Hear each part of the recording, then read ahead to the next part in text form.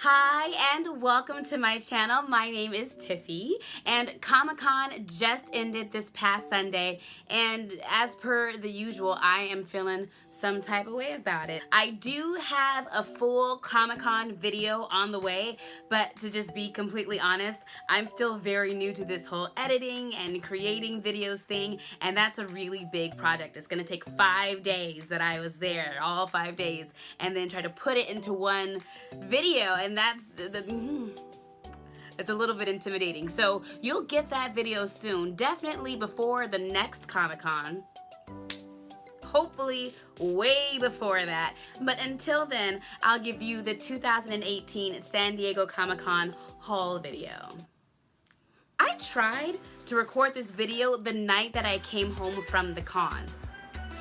Right afterwards, I figured that I could take all of that energy from the con and all of that hype that I was still feeling and then just channel that straight into a haul video. And I gave it my best shot. It was a good con. I feel, you know what, no, I could get through this video. Everything is so far away. Why wouldn't I bring it closer before? Oh, look at my stuffed animals all on the bed. That bed looks so good. Ultimately, I feel like it was time for me to just go to sleep and try again another day. So here I am, and I will share with you the things that I got this round. I am what you might call impulsive when it comes to shopping at cons, and I don't even really buy things at cons anymore. I've switched to getting prints over a while ago. I explained in another video that buying things at cons just wasn't really fun for me anymore. I went for prints because they were cheaper, therefore I could get more of them. They were easier to carry around, and then they were easier to store where I was living. But this year I really gave myself permission, if I wanted it, then to go ahead and get it regardless of what it was, so long it was, you know, if it was in my budget, because budgeting is what adults do. So because I'm impulsive, I will go with a list, and even when I was just getting prints, it would be specific things that I wanted to find in print form. So I knew that I wanted to get a Storm print. I knew that I wanted, if I was cosplaying a character that year, say Mario, I wanted to find a Mario print. I'm always gonna want to find a cheeseburger print because I love cheeseburgers, and then maybe something just cute in food in general because I also like snacks. This year, I didn't have a list. I didn't give myself time to plan in advance.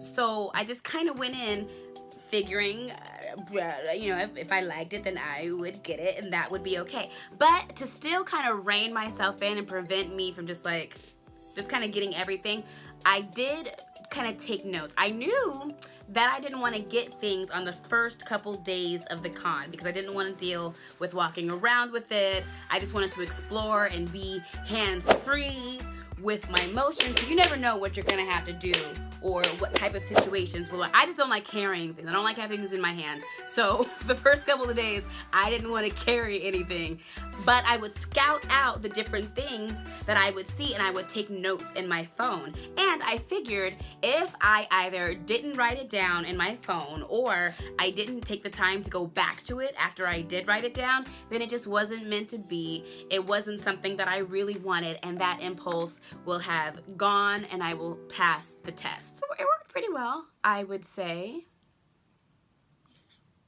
So if you don't know, just to kind of to set the scene for you, for those that want it, who knows. So the dealer hall, if you've never been to San Diego Comic-Con or really any convention, because a lot of them are set up the same way, Comic-Cons is just huge and very crowded, but their dealer hall is located on the bottom level of the San Diego Convention Center, and it takes up the entire bottom level of the whole building. So on one end you have Artist Alley, and that's when you have comic book artists, independent artists that bring mainly art prints. They'll have their books there where you can, or their portfolios where you can flip through and see just different examples of their work, and you can meet them and talk to them and just purchase their things right there. As you move further down, it's just like a big old long rectangle, as you move further down the hall, you'll get to the bigger brands. Marvel will have a booth more towards the center, Aspen Comics, Boom, Cartoon Network, Viz Media. Those bigger names, they're gonna be more towards the center. That's where you find the big booths, lots of traffic, lots of just things going on in general. And then as you move down towards the end, you're gonna get to more smaller brands again, and then people reselling toys and things like that. So there's just something going on every end of the dealer hall. It can be kind of overwhelming. That's why I make lists. Even though I gave myself permission to get things other than prints this year, I still picked some up. And I think I'm gonna share those first because they're right here. Sometimes when I go into the dealer hall, I'll have like artists that I know that I want to see. Either I've been following their work on Instagram, maybe I've seen them before at cons and I've been collecting their artwork for a while. The first one I'm gonna share is by an artist that I support often because I love her work. The first pieces that I got of hers were like, she did this Disney princess lingerie line and it's really beautiful. All of her art, I can just have everything that she creates and be super happy. This time I picked up this Sailor Moon print and it was a collaboration with artist Abe. So she did the Usagi side and you can see all the really beautiful details. I love the crown that she has and her buns here. I love the stars that are going throughout the hair. Luna with a little cat skull, that's creepy. I like that. I love the details of the corsets and all of her work. When you look at it, all of the corsets and lingerie, they're beautifully detailed. I'm not a lingerie person, but she makes me want to be. Like, I can be. I can change. And then the other side by artist Abe has Black Lady. And she has the skulls and her buns and bats. I love bats. She has her own skull here. And I just love the little details. I love their fingers touching. I love the nails on Usagi. I love how they both have different shoes. And when I went over to get it autographed by artist Abe, he drew a quick little doodle on the back. While I was there at his booth, I noticed a print that I had seen floating around the internet, and I didn't realize that he was the artist. And I love this print so much that I had to get it. It was not on my list, but I did have to get it because this print just brings me so much joy. It really makes me laugh. Like, no pun intended, but look how great it is. Look how great it is. It's the Joker and it's Harley Quinn at Disneyland. I love Disneyland art specifically. Like, of all the Disney stuff that I love Disneyland specifically. And when it comes to like artwork and things in the park, I really love things that show the castle. And even this view of the castle, because I worked GSO and guest control for years and years and years and years, putting up ropes and I can see exactly like where the ropes I would put up, where they used to go, like, I don't know, things like that. They bring me such joy. And then just looking at everything on the painting. Who is this? I love how he has a cast member in here and even has her name tag. Like, look at Anna. All she wanted to do was make money. You should have called out, girl. And look how cute Harley is. You ain't supposed to take all them balloons. That's against the rules. And there's even a Dole Whip here. Or I'm sorry, the Dole Soft Serve. And another quick little doodle on the back. Brings me such joy. This is a print from a series by a really lovely couple I met named Becky and Frank.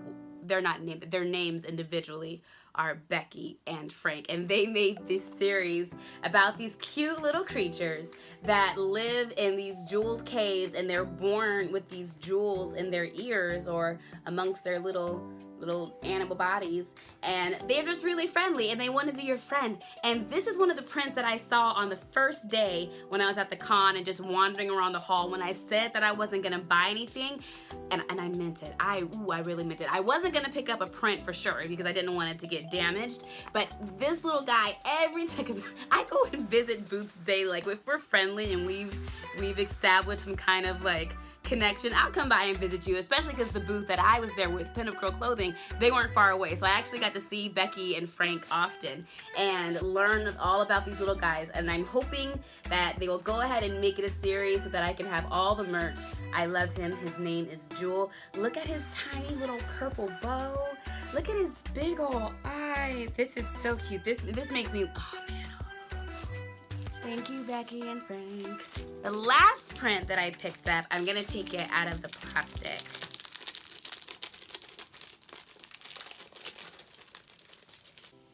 It's from Steven Universe. How cute is that? My squad, the Crystal Gems. And I think it's supposed to be a Beastie Boys album cover from their Golden Hits album. Don't drag me if I'm wrong. Those were the art prints. I'm feeling very organized. I got a dab at my face because it's super hot. I can't have the fan on because it makes too much noise. Oof. Hydration. Cool.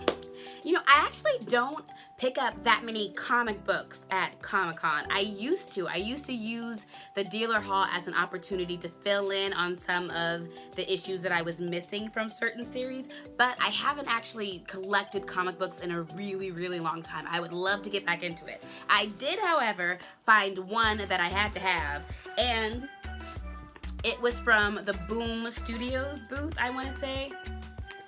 Look at it. How could I not get this? I don't really even know at what point in the Steven Universe story this particular comic takes place. I don't know if it's the first one. It could be the third issue in.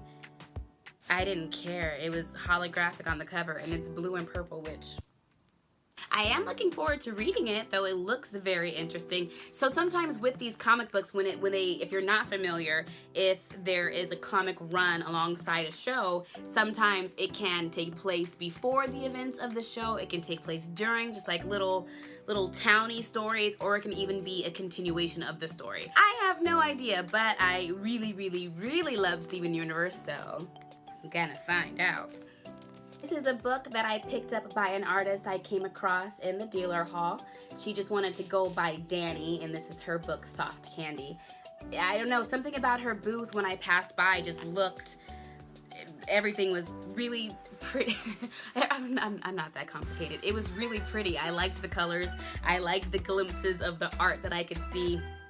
And in some cases, if I can't decide on a print that I want to get and the artist puts out a book, I'll pick up the book, and then I have something nice to add to my collection. They sit out every once in a while. I look through them. What do you do with books? Like, do you like have them out when guests come over and you're like, oh man, look at my books, I'm so bookish? Or do you just kind of keep them for yourself and look through them once in a while? I do both, so I hope. There's actually, I was going through this and I saw something that caught my eye. There's, oh yeah, on the back cover, James Gunn wrote something, and I don't know, is that like James Gunn?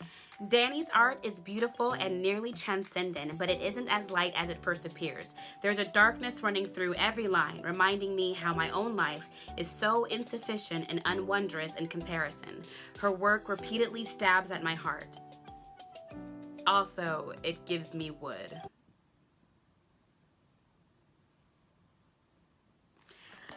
I like the art on the inside of the book. Oh, let me find a page that I can show you.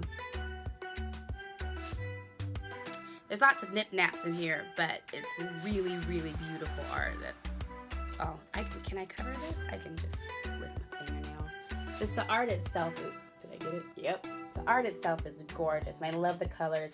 I love the way that she draws her girls. So I picked up the book, and now I can look at it all the time. I've always been a fan of stickers, but I haven't really known what to do with them. And then I was like, why don't I just like go back to the 90s when they had the sticker books, and you put all your stickers in a book and then you looked at them later, or you shared them with your friends. Either way, I picked up some really great stickers this year. These ones are all food related. Cajun plate. Then there's a cheeseburger, because I told y'all I love cheeseburgers. This one is a ramen bowl. And This one is seafood nabe. Like a hot pot.